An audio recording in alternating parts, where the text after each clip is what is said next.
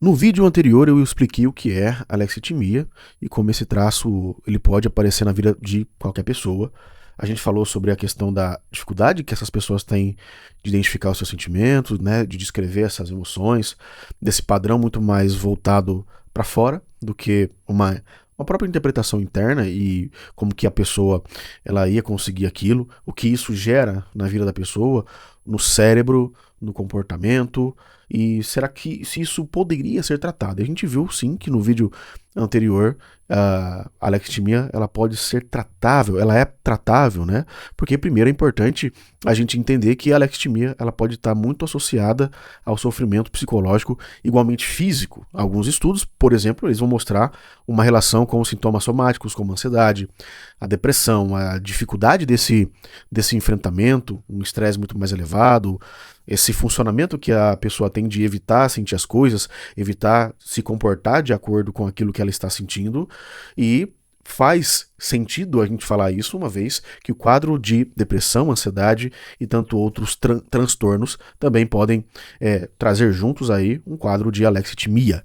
Lógico que nós estamos aí avaliando um fator de vulnerabilidade que as pessoas neste quadro elas têm. Isso de certo modo faz sentido, porque se a pessoa ela não entende bem o que ela sente, então ela tende a se regular da pior forma possível, do pior jeito que ela está sentindo ali. E outro ponto importante é que algumas pessoas com a alexithymia, elas parecem apresentar um processamento emocional menos refinado. Então ela não sabe o que ela está sentindo, ela não consegue entender se os sinais emocionais dela são emoções, vamos dizer assim, e aí a pessoa vai ser muito mais guiada pelo ambiente, por pessoas, por impulso, pela urgência, ela não vai ter aquela consciência emocional organizada, né? Se bem que não é todo mundo que tem isso. Mas quando a gente fala de alexithymia, a gente está falando de um afeto na tomada de decisão. Né? A tolerância à frustração, ao controle dos impulsos, a essa qualidade das respostas interpessoais e do ponto de vista, então, da neurociência, essa conversa que a gente está tendo aqui hoje, esse ponto ele é muito relevante porque os estudos eles apontam, né, que nós temos participações aí em áreas importantes como a regulação emocional, a interocepção, o monitoramento das próprias emoções, como vai acontecer na nossa amígdala cerebral, nossa ínsula, o nosso giro anterior e as áreas do córtex pré-frontal, então, aonde, por exemplo, a ínsula, ela basicamente é muito importante porque ela tem uma percepção, ela faz um processamento de percepção interna do nosso corpo. O símbolo anterior, ele vai participar de uma integração dos outros sentidos. A amígdala, ela, nessa integração,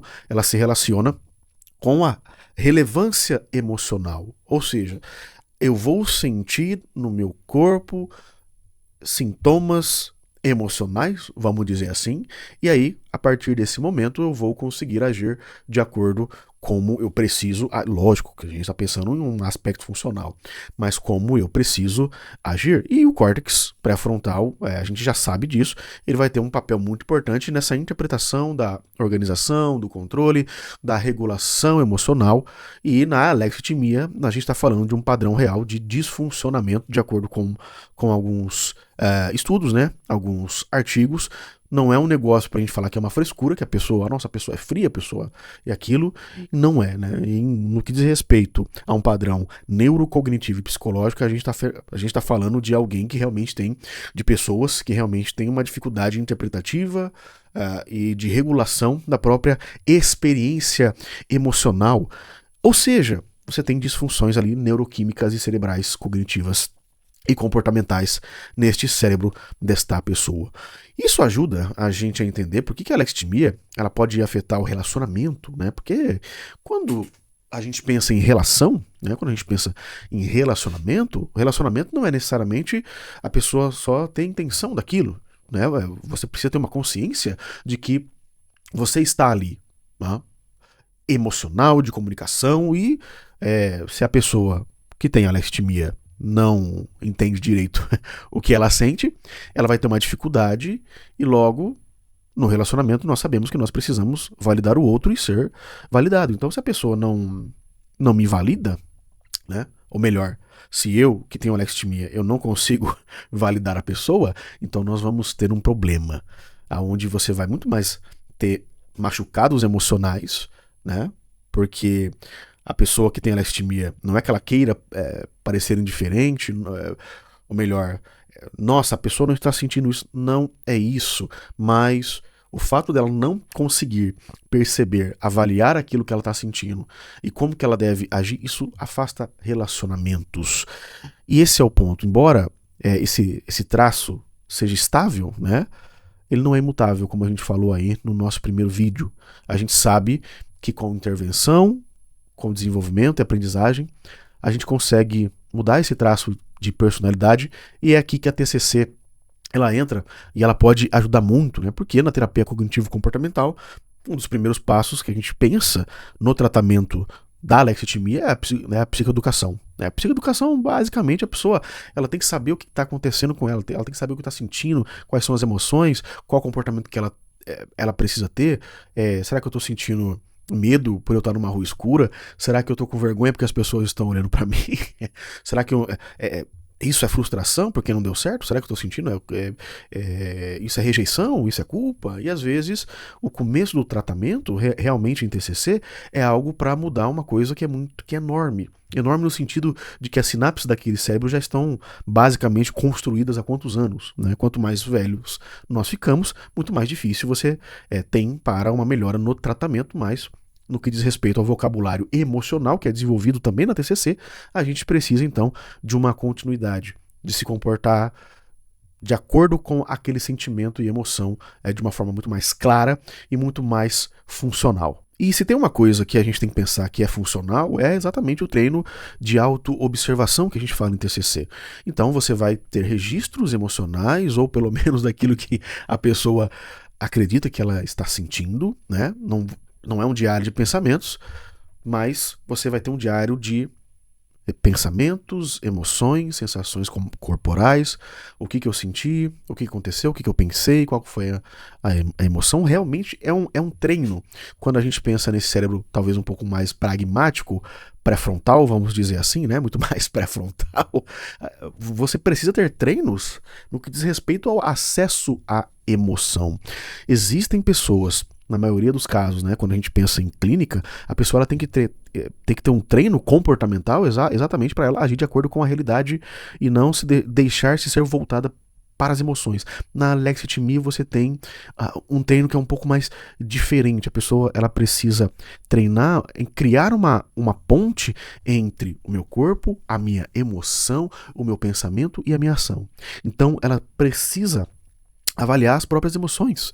E quando a pessoa ela começa a perceber melhor esse treino, ela começa a mudar. Quando a gente pensa no próprio mindfulness, né, atenção plena ou atenção concentrada, a pessoa ela vai observar com clareza, com menos confusão, aqueles pensamentos, aquelas sensações, e, de novo, em vez de agir no automático, ela vai entender o que está acontecendo. Ou seja, a alexithymia o tratamento em TCC, a gente pensa em uma exposição até mais contrária, porque na TCC clássica nós estamos pensando em uma exposição para um comportamento funcional. Mas na alexithymia nós estamos avaliando uma exposição às emoções, não só os comportamentos. Porque mais que a TCC clássica, ela fala assim, deixa de lado um pouquinho aí os sentimentos, os pensamentos e foca no comportamento, essa mesma TCC clássica, ela fala assim, olha, vamos lá, vamos nomear a emoção, vamos não evitar o contato emocional, vamos entender qual é a vulnerabilidade para que a pessoa ela não venha agir automaticamente. E aí você vai tendo uma tolerância emocional. A pessoa ela deixa de fugir basicamente de si mesma e do seu conteúdo interno. Né? Ela não vai ficar só, lembremos, né, lá no primeiro vídeo, ela não vai ficar só no externo. Né? Regulações emocionais que sejam só no externo. Não, ela vai se expor. E quando a gente pensa em exposição, exercício físico, né, tem praticamente em todo o tratamento da TCC em si, mas próprio da neurociência, mas o exercício físico, como apontam várias pesquisas, especialmente o aeróbico, né, então tem o treino de força e tudo mais, mas aquela corrida, aquele treino mais aeróbico, contribui para um estado de humor, porque vai baixar o estresse, a dor, a percepção e o funcionamento em geral emocional, tá? Então, assim, não é algo genérico. Mas todo mundo hoje em dia fala para fazer exercício, Gerson. Não, o exercício é uma ferramenta evolutiva que não só estabelece, mas complementa uma melhora do contato corporal. Quando eu estou fazendo um exercício, que eu estou numa esteira, ou que eu estou ou que eu estou fazendo algum exercício aeróbico, eu tenho que prestar atenção no meu corpo. Eu tenho que prestar atenção nos meus sentimentos, nas minhas emoções e condicionar naquele presente momento. Então, nós temos uma regulação fisiológica e logo de qualidade da vida dessa pessoa que tem alexithymia. Porque a pessoa que tem alexithymia também tem uma dificuldade para perceber o próprio corpo, para modular essa ativação, para descarregar aquela tensão e tudo mais. Como a gente viu, fica só no automático. E com o exercício você tem um recondicionamento. Você tem um aprendizado desta parte. Então, por isso que também é muito relevante. E é isso que a gente tem que entender.